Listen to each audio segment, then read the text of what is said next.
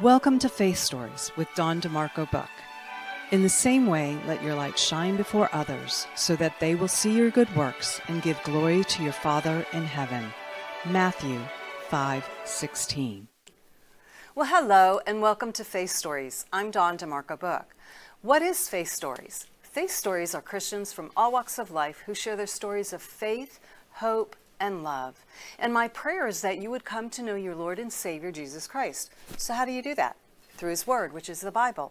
So if you need a Bible, please reach out to me at faithstorieswithdawn@gmail.com and I will get you a Bible into your hands. All right, you guys, we have a very special lady today. Her name is Rachel Scott, and she is a passionate defender of God's design for the family. As an ambassador for the faith, Rachel is on a mission to lead people back to the biblical principles that form the foundation for strong, enduring families. So, we're going to meet her right after these messages, you guys. Broughton Garage Door Sales now offers you a difference with the LiftMaster Secure View Ultra Quiet Smart Opener with camera, LED 360-degree lighting, and battery backup. Built-in camera adds video and two-way audio communication to the MyQ app. You can control, secure, and monitor your garage anytime, anywhere from your smartphone.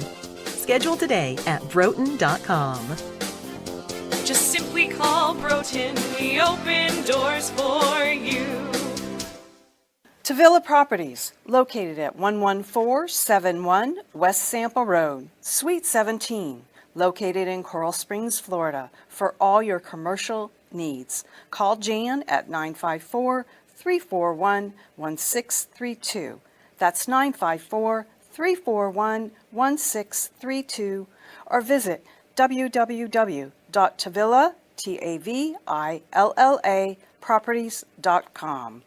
Discover Rosie's Garden. The collection draws inspiration from the beautiful niece of the founder, Rosie, who brought joy to many before passing too soon. Her beauty and spirit are reflected in every piece. Founded by two friends, Rosie's Garden is a female-owned brand passionate about creating stunning, elegant jewelry that embodies the concept of bellissima, the Italian word for beautiful. With a philosophy rooted in grace and elegance, the brand crafts each piece of jewelry using only the finest materials, including 18-karat gold and the highest quality craftsmanship, ensuring that every piece is a true work of art.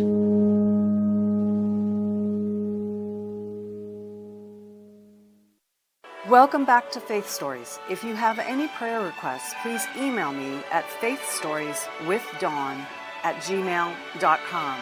That's faithstorieswithdawn@gmail.com.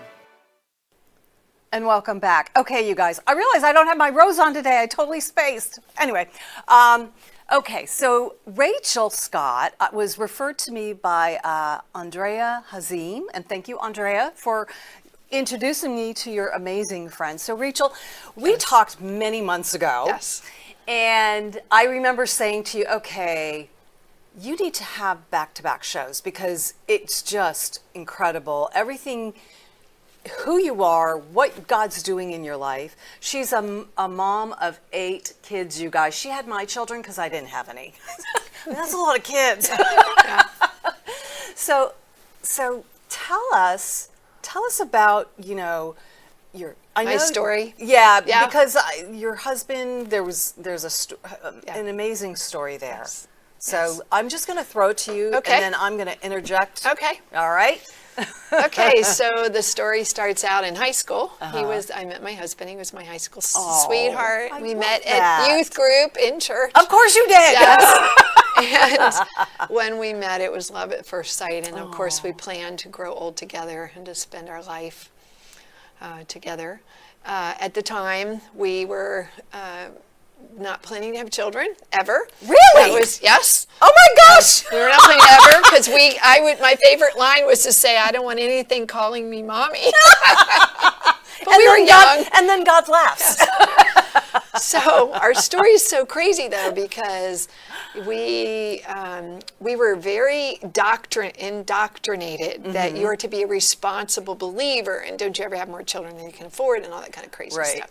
And so we did what they said, and we had one child, and then we were done, and then 5 years later we had another, and then we were done, and then we don't know how we conceived child number 3, and then we were done, and then with child number 4, my husband was like, I am ending this. And so long story short, we were in a church at the time that was very much into making sure you ended it. It was preached from the pulpit that you should, get sterilized and stop having children. Yes. Lovely pastor, but that was my one downfall. So long story short, my husband decided behind my back to go get a vasectomy appointment. How old are you guys by this time? By this time, late 30s. Okay. And so, long story short, the night before his appointment that I don't know about, and believe me, I didn't want any more children. I just was a health person, and so I was like, I don't know if this is healthy for you to do this. Right. So I'm like fighting on the side of health, but not on the side of more children. He had a dream. He had a really incredible dream, and in that dream, God basically told him he would be ruining God's plan. And from that... Okay. So you guys, you have to understand, God speaks to you in many different ways, whether it's through his word, through dreams, through other people. Right. And you really need to have ears to hear and eyes to see. Yes. And that's so important, right? So important. So anyways, people have told us that was a real dream, whatever. I love when people say that, because it's like, that's what happened to him. And to say that didn't happen is so ingenuous. Right. Honor that. Right. Honor what he said. I agree with you, because God works in all kinds of ways. So in my husband's way, God had to give him a dream to basically wake him up. He saw an angel and a flaming sword. Long story short, the Lord said, do not abort the plan of the Lord. But when he woke up, and the days went by, we're like, what plan? Like, what in the world is this dream about? And no one could interpret it for us. Years go by. We still don't know what God was talking about. And then one day the Lord said, I felt like God impressed on my heart, look up the word in the Bible, the word family and child and children. And as that happened, it birthed a book in me, and it put us on a new journey. And the new journey was to find out what's God's plan for the family, and why weren't we ever taught it in all the 30 or 40 years we'd already been in church. Oh my God. And so God unfolded his plan for the family for me, and I wrote a book called Birthing God's Mighty Warriors, and after that I was on a whole lot of national TV. Well, okay, you're jumping way ahead, girls. So let's backtrack. Okay. So you have 4 children at this time. Yes. So go from there. Well, from there, we waited about 4, almost 5 years, because we didn't understand the dream. What was happening. And so what God was doing was showing us that God's vision for the family is children, and that we had been told that it wasn't, and that God has a plan for all families to have children, and that it's probably one of the biggest lies we've been told since the birth control pill came out. We were taught to be responsible and never the biggest issue is people just don't ask God. They just assume, how many children do you want? Oh, we want 2. Okay, that's nice. Nobody goes and says, Lord, do you have a plan for my family that I don't know about? Because he had a plan for our family that we didn't know about. No, exactly. And usually we don't. And it's funny that you say that, because in my mind, I knew I did not want to have kids, because I babysat in my teen years for my neighbor who was beautiful, and she was always going out, and she had 4 kids. And so I said to my dad at 12 years old, I said, Dad, I don't want kids. And he said, oh, you wait, you'll fall in love. Well, I didn't fall in love until my mid-40s, so there you go. It wasn't in the plan for me. It just wasn't. But anyway, let's get back to you. Yes, and that's a big issue right now. A lot of people feel the same as you. Yeah. But, okay, back to us. So eventually we had another child, but it was 5 years later. We felt finally God had shown us enough that his plan was to have more children. Right. So this is your 5th child. 5th child. So in 5.5 years, I had 4 children. So, and that was my last one was at 43. So, okay, wait a minute. So you had 5 children. I thought you said I had 4. Then we waited 5 years, and I had 4 more. So I have the first 4. And then I have the spread last out, 4. but then the last 4 came like bam, bam, bam. Yeah. Right? Right. Oh my God. So now you're a family of 8 children. 10. Yes, family Like of the Brady 10. Bunch? Yes. How many Yes. daughters, sons? 5 girls and 3 boys. Wow. And Okay. it was really beautiful because my Woo. big kids, I purposed in my heart to not make them the babysitters, because I started asking people with large families, they'll say, oh, you have 8 kids. Oh, I'm one of 6. I have I'm a one of built-in And I always babysitter, said to yeah. them, and how many children do you have now? And they'll say, oh, 1 or 2. And I always, well, why don't you have more? And they always said the same answer every single time. I raised my siblings. I didn't want to raise more children. Right. So I realized I have to not let my kids be forced Yeah. to babysit. So my kids were on sports teams and dance and cheerleading and all those things. And I sat them down and I said, you're never going to be the babysitter. You guys go live your lives. If I want to go out and a neighbor wants to pay you to babysit, I won't go out, and you're Right. going to make the money. And Right, exactly. they all grew up and had large families. So Oh, that's it so worked. awesome. So how many grandchildren do I you have 14 and 1 on the way. Wow. Yeah, I'm Congratulations. blessed. That's a lot of I'm grandbabies blessed. They're you a got lot there. of fun. Yeah.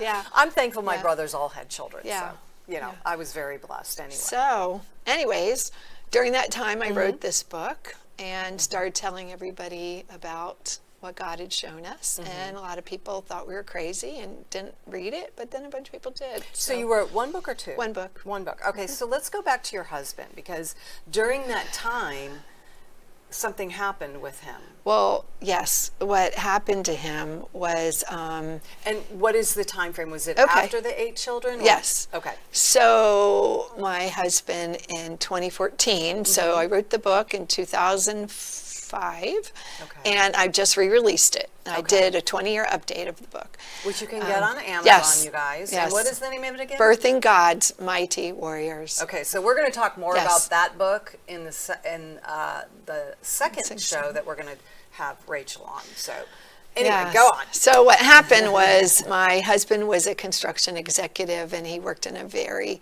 intense environment. And one day he had a massive stroke. He had a stroke, and it was just a really bad stroke. And he was left completely blind, he was left a bedbound invalid from the stroke. And he was only 53. Oh my. And at the time I had a How, 8-year-old, Okay. a 10-year-old, an 11-year-old, and a 13-year-old. And then a 19-year-old who was in Africa when it happened. So, Oh my gosh. So your other yes. kids were already out of the house. The older 3 were Okay. grown up, Okay. yes. And it was absolutely devastating. It was the last thing I ever thought would happen Right. to him or to us, because we just got married and just want to have a great life together. Right, but you know, look, curves are always thrown at us, and Right. in those curves and in those valleys, we grow in our faith. Exactly. You know, and so Yeah. so as a result, were you taking care of your husband, or did you have nurses that came in, and how did that all happen? Well, at first we took care of him, but his needs were severe. It sounds like. They were severe, and even with all the children helping, at one point we had to put him into a facility, and then I had to go every day Sure. because you can't trust a facility. No, you can't. And so, not at all. So I basically lived down there with Yeah. him. And the reason he was there was because I was given misinformation about his case by up to 50 professionals who told me. How many? More than 50, probably. 50, I kept 50. asking, Wow. is there any way I can bring him home? And long story short, he qualified to come home the entire time, but he was at a facility. But they wanted your money. They did. Isn't that sad? Even though I kept asking. Anyways, long story short, so I had to live down there basically and be there every day, Right. make sure he wasn't over-medicated, and take him to his therapy and all those sorts of things. In the meantime, my children are growing up, and I have to be completely with them, taking Of them to course. all their things and being involved and being both mother and father to them. And I had to work. Well, I was going to say, well, what about money coming I in? had to Because your work. husband is no longer Yes. the breadwinner, or Yes. or bringing in money, right? Yeah, at one time I had 7 jobs. Oh my God. 7 jobs. Yeah, because I had to I had all these little part-time jobs and a full-time job, and I had to just juggle nonstop. But you know, By God the did grace it. of God, He carried you. He carried no me doubt. and my children. So what were you feeling through that whole time period? Were you?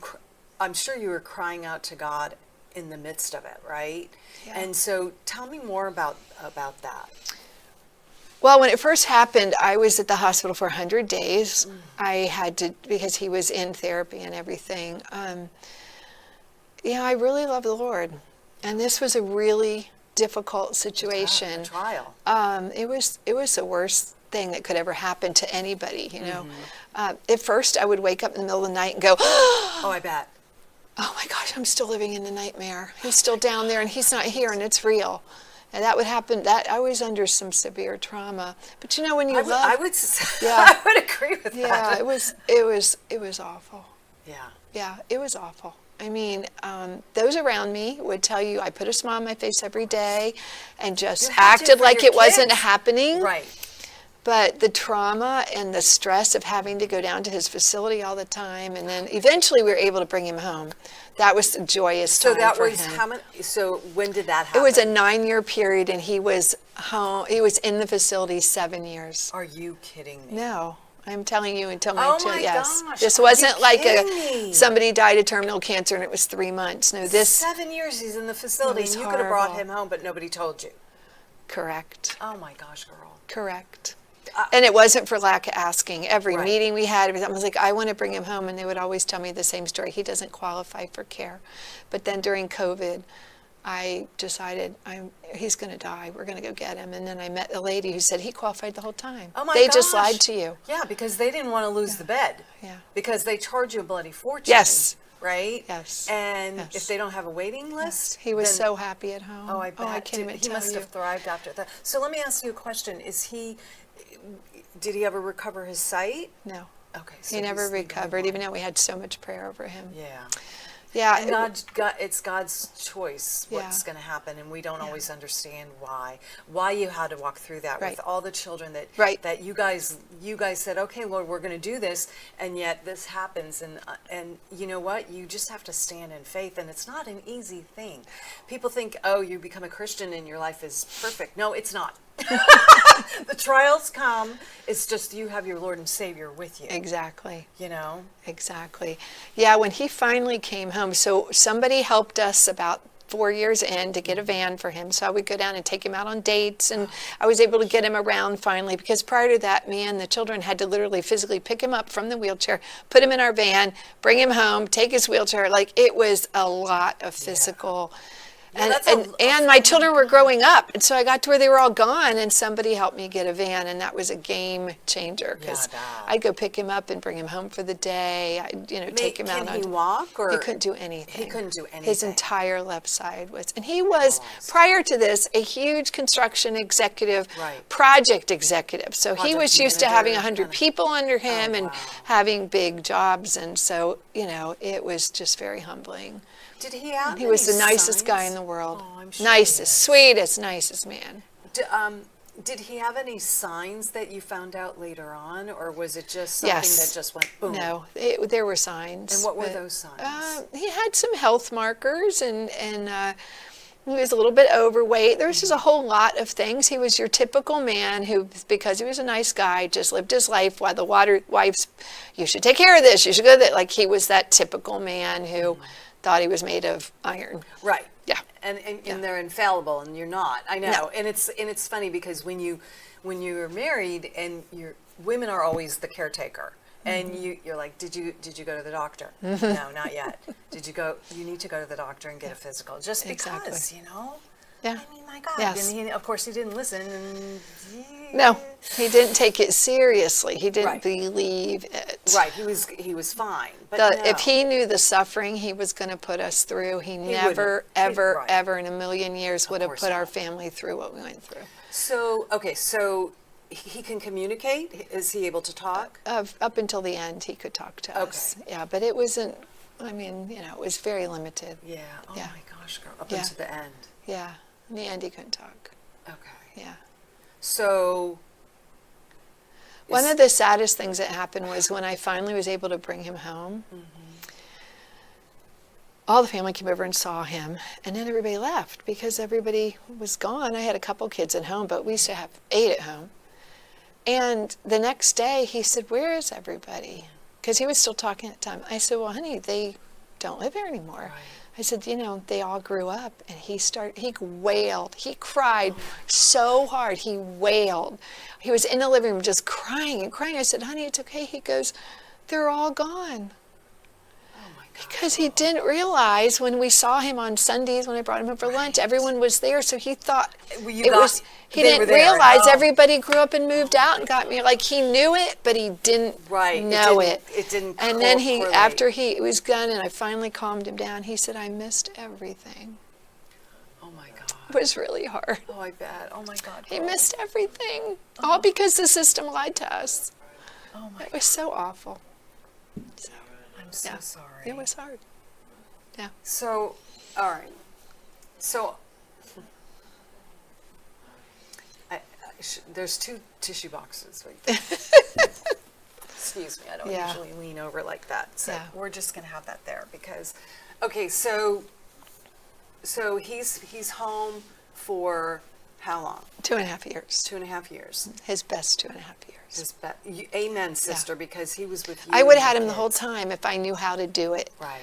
But they kept telling me he didn't qualify for in-home care, which I later found out, well, that's what they tell you at first, but then you can work the system and find out how to appeal. But nobody knows But the nobody system. told me that. And that's the problem. Yes. So I know people have hired me now. I bet. They hire me to let them know the system because I have 9 years in it. Oh my gosh. Yeah. That is such a gift to share with people because I know when my parents in the whole, you walk through it and you don't know what you're doing. Right.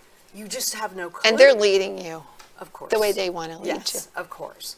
Okay, so the best 2.5 years. But I didn't think we'd be talking about this because this isn't really the story about how God did amazing things, but it's knowledge that I learned along the way, for sure. But this is part of your story, and I think it's something that, that's going to touch someone who watches this. Yes, well, and they may reach out to you. They can, I absolutely tell them I mean? to. I have helped so many people jump through the hoops of the system because it's broken. Yeah, and it's ruining people's lives, Which and is they're so manipulating people to get the maximum money, and they do not care. I will look in your camera. They do not care about you or your loved one. They only care about money, no matter what they tell you. I've had people call, well, they were so nice, and this is that. I'm like, they are lying to you. Yeah, you learn. It's funny because I know when we put my mom in a memory care facility, and she was only there 2 weeks and she fell. And she broke her hip. And they told us she's not here for long. Wow. And within 2 months she was gone. Wow. And so, so I don't like those I facilities don't either. I'm sorry. I'm like with you, girl. Yeah. All right. So anyway, let's get back. So your husband, he obviously is in heaven with Jesus now. Yes. And he died almost 3 years ago. Okay. We're coming up on that anniversary. Wow. Yeah. So he passed away in his sleep? He passed away at the house, and we Okay. were all there. Okay. And And how was beautiful. that? I mean, if you don't mind me asking, because a lot of people have amazing experiences when the person crosses he was over. listening to worship music because we knew he loved worship, and so we said, he's going with Jesus, so we're going to put worship music on, and we're just going to play it around until we know he just goes from this life into the next life. Yeah. His last breath, I was elated, which sounds horrible. No, it doesn't. No, it doesn't. I was so tired physically and emotionally and spiritually at that point. I literally was like, either he's going to die or I'm going to die. I was so weary because you have to understand, I was in a trial that had no end. It had no end. It just kept going on and on and on and on. The kids were growing up and life was going on. And I mean, I'm so incredibly blessed. My children have all picked unbelievably incredible spouses. They moved on and got their great college degrees. Like, there's nothing but looking at my 8 children where you'd say that family went through a trauma. Right. You would have no idea. God has blessed our family exponentially for what we went through. Right. But we are all like Jacob, who was touched by an angel and walked the rest of his life with a limp.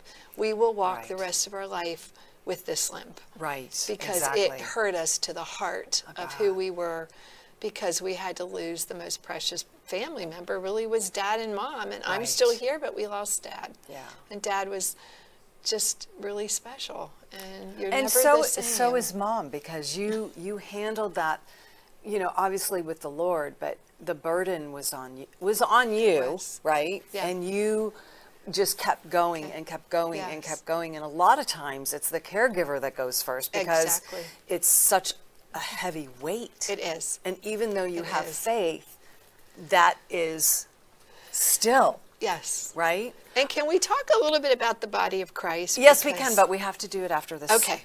commercial break. You guys will be right back.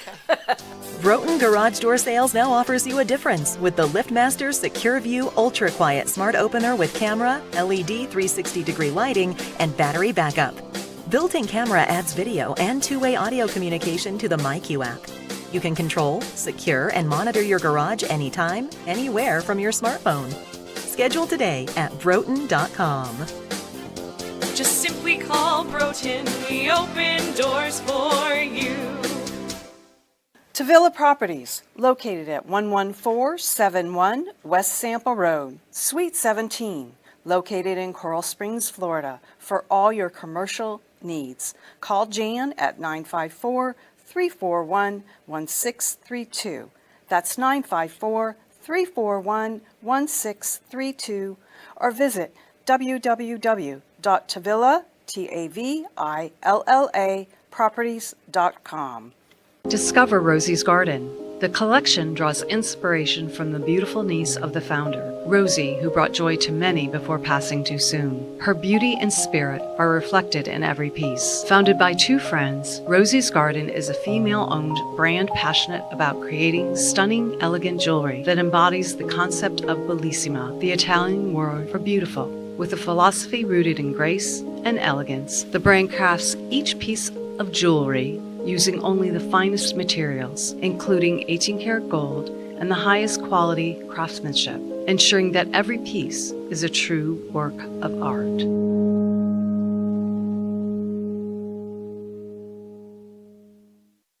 Welcome back to Faith Stories. If you have any prayer requests, please email me at faithstorieswithdawn@gmail.com.